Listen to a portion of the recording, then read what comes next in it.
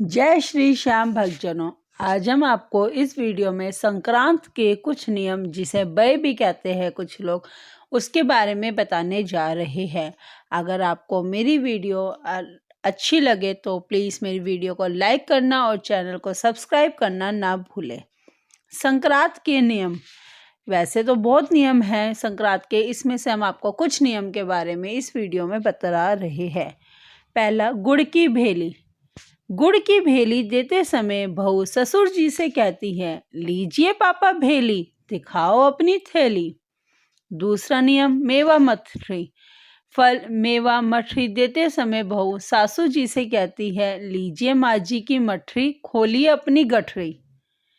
Number 3, पति को पान खिलाना। इस दिन पति को पान खिलाकर पत्नी कहती है, लो सैया जी पान, सदा रखो हमारा मान। पति को छुआरे देती है। पति को छुआरे देकर पत्नी कहती है, लो सैया जी छुआरे, सदा रहो हमारे। नियम 5वां, देवर को बादाम। छन्नी में बादाम देकर भाभी देवर से कहती है, लो देवर जी बादाम, बनिए हमारे गुलाम। ननंद को मनाना। छोटी ननंद के कपड़े बनवाकर बताशे देकर भाभी कहती है, लो ननंदिया बताशे, दिखाओ अपने तमाशे। घाट पाट। घाट पाट सींचने का नियम बड़ी संक्रांति से लिया जाता है, अर्थात मकर संक्रांति से लिया जाता है। यदि रोज सींचना हो तो रोज सींचा जाए, अन्यथा महीने में एक जो संक्रांति आती है उस दिन 31 जगह पर एक माह का सींच कर पूरा कर लिया जाता है। उसमें घर के आगे थोड़ा सा गोबर रखकर उस पर जल के छींटे देकर गोबर की पर रोली की 7 बिंदी लगाकर चावल चढ़ाए। जल गोबर की ढेरी के आगे सींचा जाता है। इस प्रकार 12 मास तक उसकी पूजा की जाती है। इसके बाद दूसरी संक्रांति के अवसर पर एक साड़ी या ओढ़ना तथा एक चांदी का गिलास मेवा भरकर तथा उस पर रुपया रखकर हाथ से स्पर्श कर हाथ फेरकर अपनी सास को चरण स्पर्श करके देते हैं। इस दिन चिड़िया मुट्ठी का नियम भी लिया जाता है। चिड़िया मुट्ठी का नियम भी बड़ी संक्रांति से ही लिया जाता है। 12 माह तक एक एक मुट्ठी चावल चिड़ियों को देते हैं। यदि रोज देना न संभव हो तो 31 मुट्ठी चावलों को महीने में आने वाली संक्रांति को चिड़ियों को देते हैं। 12 माह पूरे होने पर बड़ी मकर संक्रांति के दिन उद्यापन करके एक चांदी की चिड़िया, चावल तथा रुपए इन पर हाथ फेरकर अपनी सास के चरण स्पर्श करके उन्हें देते हैं। कोठी मुट्ठी। कोठी मुट्ठी का नियम भी बड़ी मकर संक्रांति से ही लिया जाता है। एक बर्तन में चावल भर लिए जाते हैं। बर्तन में से प्रतिदिन मुट्ठी भरकर चावल थालों में भर लिए जाते हैं। इसके बाद इन चावलों को प्रतिदिन अथवा 31 थाली चावलों को माह की संक्रांति के दिन ब्राह्मण को दान दिया जाता है। इसके बाद मकर संक्रांति को विधिवत उद्यापन किया जाता है। उद्यापन के दिन एक बड़े बर्तन में चावल और रुपए रखकर हाथ से स्पर्श करके अपनी सास को चरण स्पर्श करके दिए जाते हैं। भगवान के पट खुलवाना। किसी भी मंदिर में भगवान के लिए एक पर्दा भिजवा दिया जाता है। तत्पश्चात मंदिर के पुजारी से पर्दा हटवाकर एक थाली में मिठाई व रुपए रखकर भगवान की प्रतिमा को प्रणाम कर भगवान को समर्पित कर दी जाती है।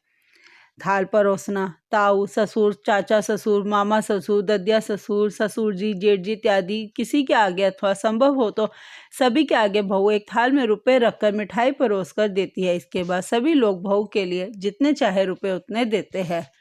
सासू जी को कपड़े तियल पहनाए। मकर संक्रांति के दिन बहुएं सासू जी को कपड़े, साड़ी, ब्लाउज इत्यादि पहनाकर अपनी सासू जी के चरण स्पर्श करके रुपए देती है।